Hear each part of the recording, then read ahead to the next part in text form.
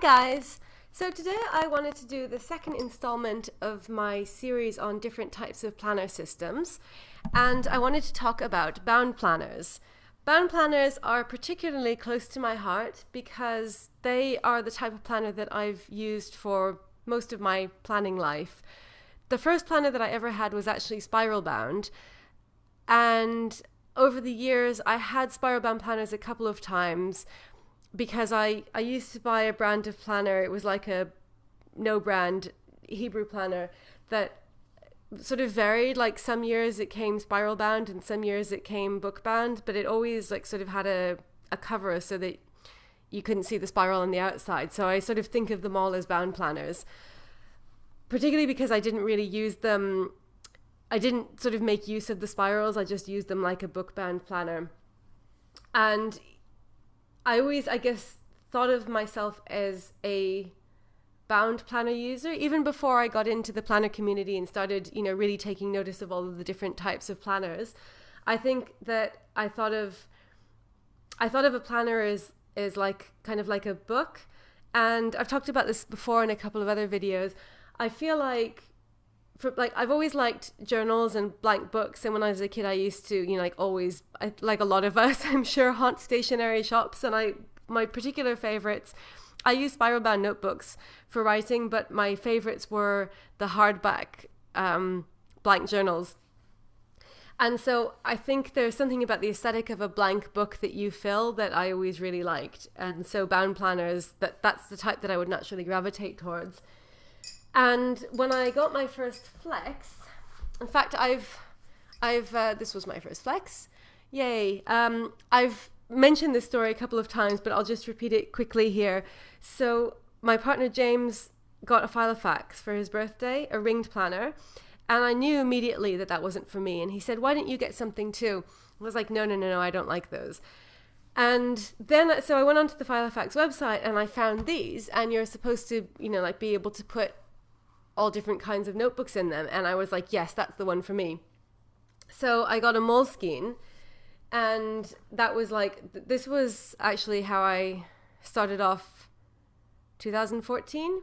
I had a day per page Moleskine, this is the A5 Flex. And I was really, really happy with that. And I hadn't considered too much the different diary layouts, like whether I wanted a weekly, week on 2 pages, a daily. I just had a daily because I thought I needed lots of room to write. And then I started the next year in the same Flex, so 2015, and I'll talk more about this soon in my summary video for my 2015 sort of entire planner journey from start to finish. But I started off with this, which is a vertical week on 2 pages. So still a bound planner, and I was really happy with that. And around that same time, I kind of really started getting into planner videos on YouTube and started watching, all the different systems. And so I eventually ended up experimenting with, I got curious about ring bound planners and started watching videos about them. And I think that I'd always thought of a planner as something that you use for writing down your appointments and your to-dos. It had never occurred to me to think of it as something that you could use for like different sections or getting different types of inserts and switching things out. I just thought you buy it at the beginning of the year, you use it for the year, and then you throw it away at the end of the year. I always put mine in recycling at the end of the year. So I eventually I liked the idea. I was curious and I wanted to try the ring system, and James really liked it. So I sort of branched out and, I experimented with rings, which I talked about in the last video in this series on ring planners. And then obviously I ended up trying all the other systems, traveler's notebooks and spiral planners. And the discbound system is really the only one that I still sort of have to experiment with. But despite that, I always kept a bound planner as my main planner. So by this time, I had switched out the Flex and the Moleskine for a Hobonichi. You could actually use the Flex as a cover for the Hobonichi, for the A5 Hobonichi. It fits perfectly. But I haven't done that because I like the pen loops on the Hobonichi. But so kind of despite my experimenting with different types of planners, I always still sort of felt like at heart that I was a bound planner person. And I think that this is a really interesting aspect of the planner community, is that you get people experimenting with all different systems. And so they'll have, like a traveler's notebook for one thing and a bound planner for something else, like maybe for a journal, and then they'll have a ring planner, or like a happy planner. And I think that that's great how like sort of we embrace all different types of planners. But I think often people feel like they are, kind of their true loyalty, if they had to pick one type of planner, would either be like to rings or bound planners or traveler's notebooks. So I kind of always felt like a bound planner person. And I think I knew that even though I was, kind of trying out different types of planners, that my work planner, my A5 planner, which is like kind of my main, most important planner, would always have to be ring book bound. It never like occurred to me. I never wanted to switch that out. And once I got the Hobonichi, I was really, really happy with it. So I've kept that like up until now, and I can't imagine wanting to switch it out for anything else. So having tried a number of other systems, I've come to some conclusions about the pros and cons of bound planners, which I hadn't thought about before when all I had really used was bound planners. So I think the pros are, first of all, whether you're left-handed or right-handed, I think it's very nice not having rings, particularly if you're left-handed maybe. But I know a lot of right-handed people say that they feel that the rings get in the way. So with a bound planner, you just have this nice flat writing surface, and it doesn't matter, where you are on the page or like where you are in the book, you can just write without any problems. And so that's a big plus for me. That's something that I think is really important, because it's frustrating, especially if it's a planner that you work in a lot, that you like this is my work planner, and like you can see I use it all the time and I write a lot in it. And it would be very frustrating for me to have rings in the way. That would just really be inconvenient. So that is like kind of almost a deal breaker. And I think that's a reason why the bound planner system just still is sort of the best one for me. Although obviously you have traveler's notebooks, which will be the subject of my next video in this series. Another pro, and this is one that I've mentioned before, but it's important to me. I feel like it's a major sort of positive aspect of bound planners, is the way they look. And like to me, they just always look really nice. They look elegant, whether or not they have a cover.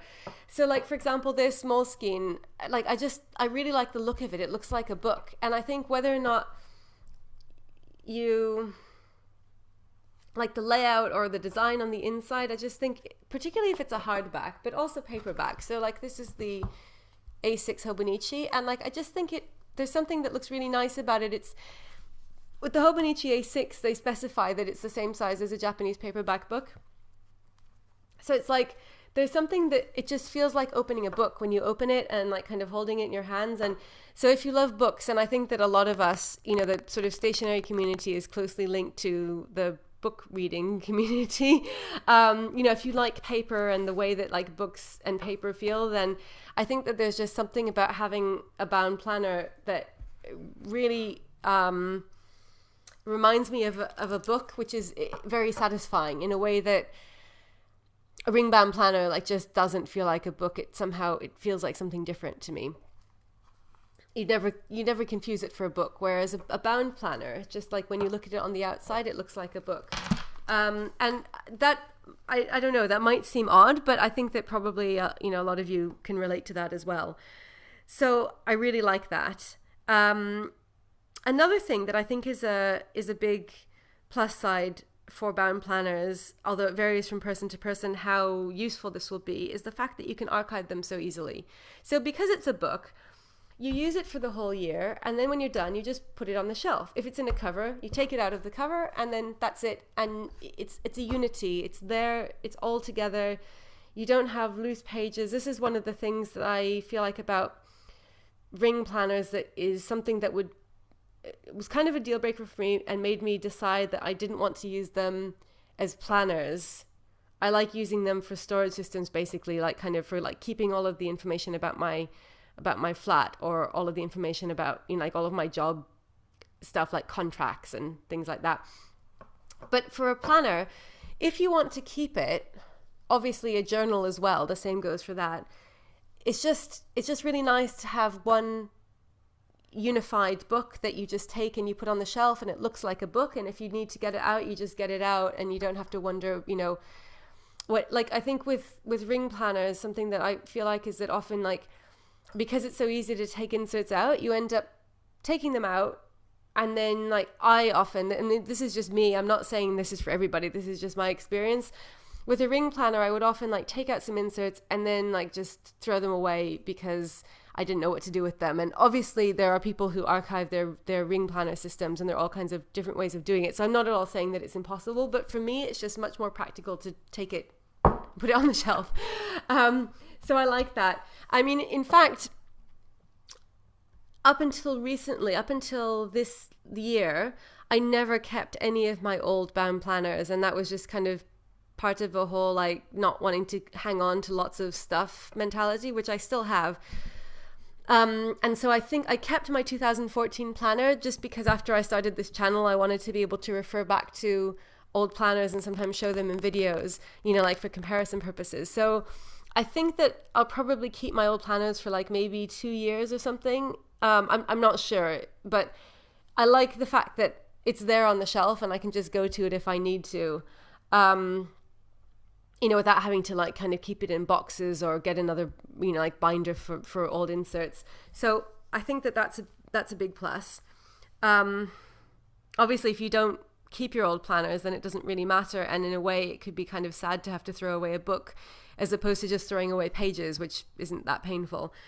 But on the whole, I think it's a plus. Another nice thing about bound planners is that they don't break. So in comparison to ring planners, there's kind of not much technology. They're very low tech. So you don't have to worry about like, you know, rings gapping or anything like that. It's just, it's a book. Sometimes you can have things like this, you know, like the spine cracking or signatures coming loose, but I've never found that to be an issue. I think that they're just very reliable and sturdy, and you can like kind of depend on them. And another thing that I like about them is that you can combine them with all kinds of covers. So I think one thing that people like about ring planners is that you can like, you know, switch out the binder and keep the insides, and then you kind of have a whole different planner look. And you can do the same thing with bound planners. So a lot of, the A5 size Midori covers would work with a bound planner. I think, you know, people are more used to putting notebooks in Midori covers, but say like something like this fits perfectly inside an A5 Fodori cover. And so you can switch them out just the same way that you can switch out bound planners, ring planners, or the Filofax Flex A5 size.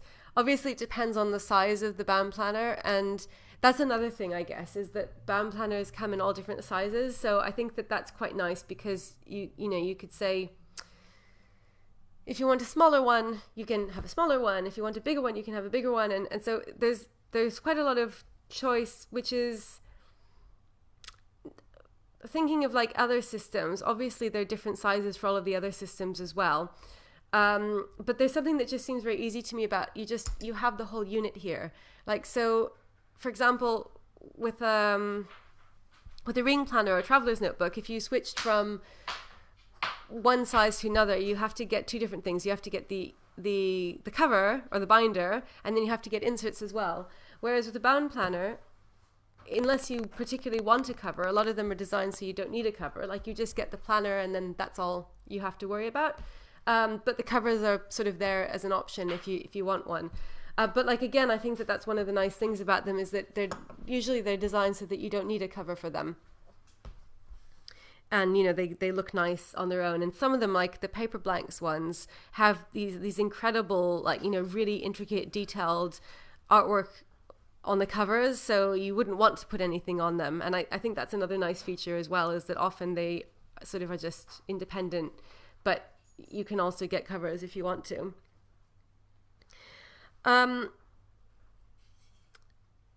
Another thing that I like about them is how, so sort of in keeping with the idea that you have everything together in one place, you sort of don't have to think about how you're going to arrange things because it's all done for you. So you have, you know, like depending on what you have, and you know, you pick what you want. But like with the Hobonichi, which that's the best system for me. I think that's just got everything that I need.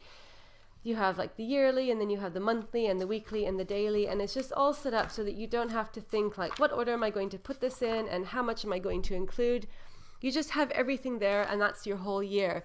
And I really like that because I think, sorry, I'm comparing these a lot to bound planners, to ring planners, and that's just because that was the previous video that I did. And I think that ring planners are, you know, sort of it's an easy point of comparison because you can easily see the differences. But I will talk about traveler's notebooks later in the next video. And then I'll probably be comparing them a lot to bound planners. So with the bound planner, it's like everything is set and you've got your whole year together, which is something else that I like because I kind of felt like, I think with the system where you have a lot of control, it can be kind of like, I don't know, how much should I keep in this? Should I take this out? Should I put this in? Do I want to have a monthly? Do I need a monthly? Is it getting too full? Should I remove some stuff? Do I need that? And this is not like I'm saying this is like a huge problem in life, but it's a planner addict problem. You know, like kind of worrying about how your planner is getting too full. Whereas with the bound planner, it's just like, that's it. That's your planner. That covers you for the year. And so I really like that. It's sort of, again, coming back to this point of how it's a unity. Now, moving on to the cons, following on from that point, it's kind of like a double-edged sword because, yes, you have everything together. You have your whole year in one place. You don't have to think about how you're going to set it up. But then that can also be a drawback because it kind of limits you. So, like, for example, if there's something in it that you don't need, you can't take it out. So if you've heard me talk about Moleskines before, you know my feelings on the front matter in the Moleskines, that has a lot of pages which I never use. And like, I know that some people use them, so I don't want to, like, you know, diss them completely, but like just pages and pages of stuff that I feel like is not that useful for a lot of people. But so it kind of annoys me that it's there because I don't use it, and I feel like that space would be better taken up by something else. Not these pages, I like these pages, but all of this stuff. But I can't take it out. If I took it out, it would, like, you know, if I cut it, like, say, with an X-Acto knife, it wouldn't look nice. It would kind of, some of the, you would be able to see that it had been cut. Some of the other pages would probably start falling out. It's not designed for that. And again, it's not a terrible problem, but it can kind of bug you because I think if you're a planner person, you like your planner to look just like you want it to look. And if there's stuff in it that you don't like, then you have to leave it there, or you could cover it up. But I've tried covering up some stuff that I didn't like in a Moleskine, like with postcards, and then it just got lumpy and I made it even worse. So that's an issue. If you have, say, like a traveler's notebook or a ring planner, and there's, well, with a traveler's notebook, in a way it's the best of both worlds because you choose your inserts. So with a ring planner, like Filofax, when they come with the inserts, if there's stuff you don't like, you can just throw it away and nobody would ever know that it was there. So that's something that can be a problem with bound planners. So it's kind of a matter, I guess, of finding the bound planner that's right for you, that you like all of the stuff that's in it, but you know, you can't always control it. So there might be, like, you might like most of it, but even the Hobonichi, which I love and I think is perfect, it's got some pages in the end that I wouldn't, that I would probably not include. They don't bother me because they're at the end and it's only a few pages, but it's sort of like the principle is that you're not in complete control of what is in your planner. So that's something. Another thing is that, again, because it's all set, you have to kind of like balance depending on what the planner is. Like, for example, this planner, I started off 2015 in this planner and I really liked it, but there's hardly any notes paper in this. There are like maybe 5 pages of notes at the end, it was just not enough for me because I needed a lot of notes. So either found, and this was a problem with bound planners that I had previously, is that I found myself writing a lot of notes in the diary pages and then running out of room, and then I couldn't write down appointments, which is ridiculous. So I had a system with the Flex where I had a separate notebook, and that was okay, but I kind of liked the idea of having everything together in one book, which is where the Hobonichi came in.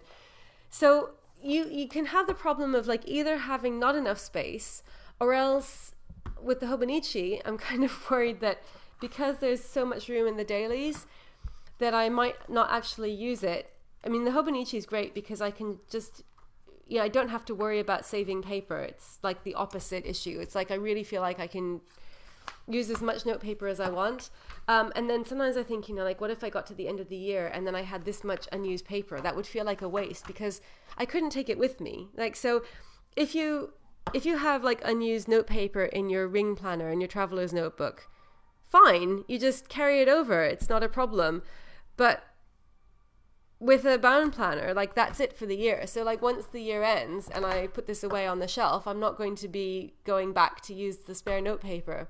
And so that's something of an issue. So you kind of have to balance, like, I'm kind of trying to, with the notes pages, sort of, it's a fine balance between using too much and then running out and then being stuck with, like, say, a month to go and having no more note pages, or ending up with a lot of extra paper at the end and it feels like a waste not to have used it.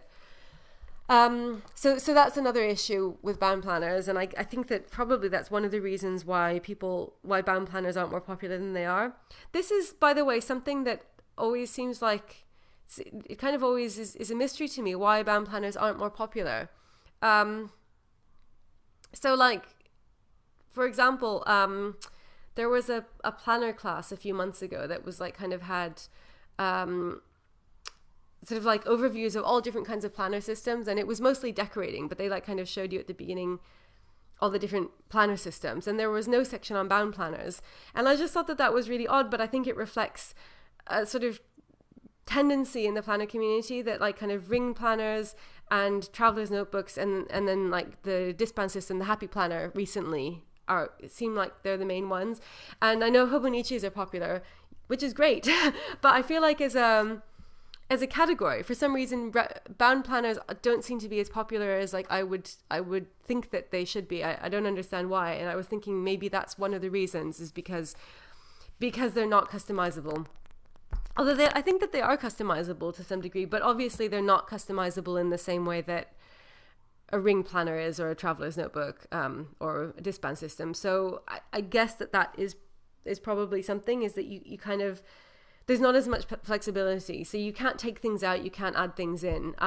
You can like kind of tip things in with washi tape, but so if you have like an invitation or a receipt or something that you need to keep, you can like put it in the pocket if you have like most bound planners have a pocket built in, or if you have a cover, but you can't like kind of just completely switch things around in the same way. And on a similar subject, you can't move pages easily. So like, for example, I've got this divided in the daily pages in the Hobonichi divided into sections. So I have like notes pages where I just write down random notes of things that I'm not expecting to have to refer back to very often.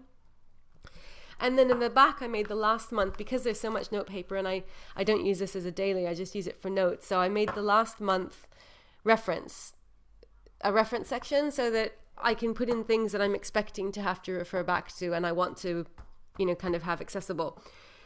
So I accidentally wrote down a list of courses that are going to be offered in my department at the university this year in the notes section. Just without thinking, I opened to the next notes page. And then I realized that I actually wanted to have that in the reference section. So what do? If that was a ring planner, I could have just taken out the page and transferred it, and that would have been the end of it. But because it was a bound planner, I had to erase that page, thank you Friction Pen, and then recopy the whole thing in the reference section. So a lot of people might think that's ridiculous, I don't want to do that. Or similarly, if you make a mistake, Friction Pens can get you so far, but like if you put a whole bunch of stuff in and then you realize that you don't want to have it there, you can't just throw away the page, you're stuck with it. because, you know, like it's tearing out the page is not nice. Or like, say, I don't know, your pen bleeds or something, that you're stuck with that. So in a way, it's kind of inflexible. And I can see why that sort of could put people off, if you're sort of used to the flexibility of being able to, you know, throw away pages, add pages in, and that sort of thing. You can't really do that with a bound planner. And then you also can't transfer things. So I was talking about being left with blank pages and then you can't use them when the year is over. If you've written stuff, say like my reference section, for example, if there are things in this reference section that I would like to keep after the year is over, I can't. I have to copy them again, unless I wanted to cut out the page, and I don't want to do that, as I've already said. So that's another thing, is like if you have anything that you want to transfer from year to year, you have to put it in a separate book, which is what I do. So I have in my work planner, I have this is an A6 Hobonichi notebook, and I just keep here things like work-related passwords and codes and, you know, like stuff that like kind of I want to be able to have from year to year, so I can just transfer it over. So there is a solution to the problem. And then I have one in my weeks as well, which is my personal planner in the back. And Hobonichi are awesome because they make these notebooks that fit in their different planner sizes so that you can do that. But I guess it's the thing is, if you had a traveler's notebook or discband system or a ring planner, you wouldn't have to do that because you could just take those pages and transfer them to your new planner. So that's another drawback. So yeah, I think that kind of those are the main pros and cons as I see them of the bound planner system. And my conclusion, like kind of where I am now, is I've basically gone back sort of over the year, as I'll discuss in more detail in my upcoming video. Over the year, I kind of went back and forth between different types of planner systems. And now at the end of the year, I've ended up essentially all back in bound planners. So this never changed. My work planner, which was like kind of, my work planner kind of was an evolution of my earlier planners, which were my only planners. So last year and the beginning of this year, I only had one planner, if you can imagine. That was like mostly for work, but I also wrote down other things as well. And then I got a separate personal planner, which, as you might have seen, was housed in various filofaxes. And then when the Weeks came out, I decided to switch to that. And I love the Weeks. The Weeks is awesome. And I think that the Weeks is like my personal planner. So these are like kind of my two main planners. And they're both they're both bound planners. And I'm really, really happy with them. And I still feel like I am a bound planner person. And like kind of all of the wanderings over the course of the year haven't really changed that. And despite the drawbacks. And I think that the main reason for that is this same aesthetic point that I mentioned, that I feel like despite the fact that you can't customize them as easily and you can't switch things out and you can't have different sections in the same way. You can have different sections if you've got enough notes pages, but despite the fact that they're not kind of customizable in the same way that ring bound planners are, for example, I still really, really like them sort of as my main planners because of this whole concept of the book. I just love feeling like I have a book.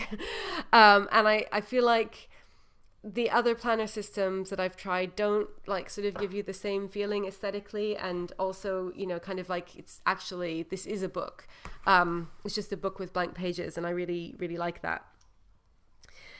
I think that probably bound planners are better as a planner proper, not if you need lots of different sections. So like not if you want to have your planner divided into like home and work and projects and kind of other miscellaneous things. So a lot of times you see people with ring planners and they've got like 6 different sections that are for completely different subjects.